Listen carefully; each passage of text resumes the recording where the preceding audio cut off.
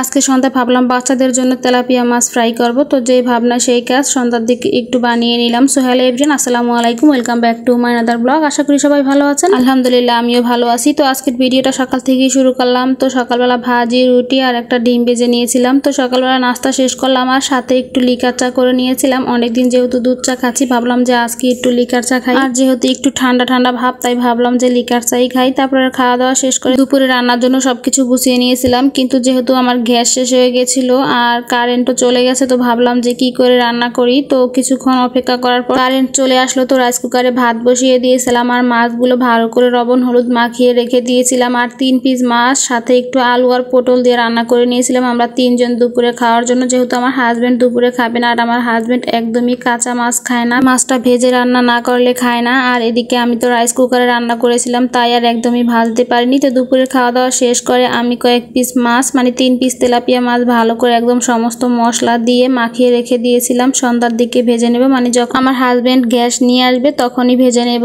তো আমার হাজবেন্ড সন্ধ্যার দিকে গ্যাস নিয়ে আসছিল, তো সন্ধ্যায় আমরা ভেজে এগুলো দিয়ে নাস্তা করেছিলাম। সাথে অবশ্যই চা ছিল, ওটা আর ভিডিও করা হয়নি। তো আমার গ্যাসটা শেষ হয়ে গেছিল সকালবেলা যখন চা বানাচ্ছিলাম, মানে নাস্তা বানানোর শেষে চা বানানোর সময় গ্যাসটা শেষ হয়ে গেছিল, তো আর আনানো হয়নি। তো সন্ধ্যার দিকে নিয়ে আসছিল।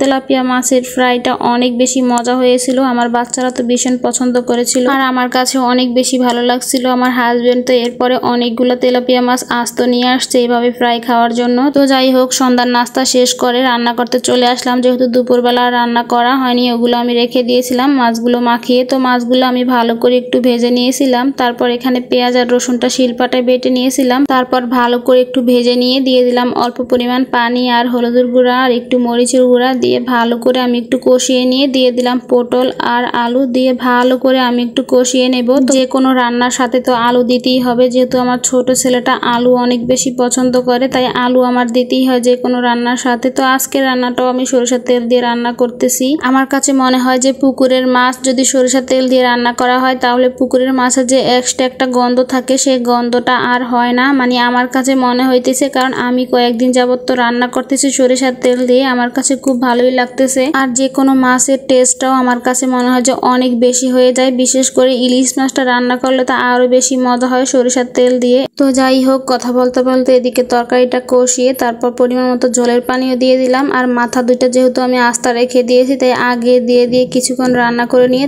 তারপর ভেজে রাখা মাছগুলো দিয়ে দিলাম। দিয়ে ঢাকনা দিয়ে কিছুক্ষণ রান্না করে নেবে। একদম ঝোলটা যখন কমে আসবে তখন চুলাটা অফ করে দেবো। আর আমার মতো কোন কোন আপুরা আছেন এরকম রান্নার সময় চুলা মুছেন? আমি যে চুলা মুছতে গিয়ে কত হাতে ছেঁকা খেয়েছি হিসাবই নেই। আমার হাজবেন্ড অনেক আমাকে বকা দেয় এই জন্য, কিন্তু আমার অভ্যাস হয়ে গেছে, আমি এরকম করি। তো যাই হোক, রাতে রান্না বান্না শেষ। আর আজকের রান্নাটা আমি ভাবছিলাম যে মজা হবে না, কিন্তু অনেক বেশি মজা হয়েছিল। তো আজকের মতো এই পর্যন্তই। আল্লাহ হাফেজ।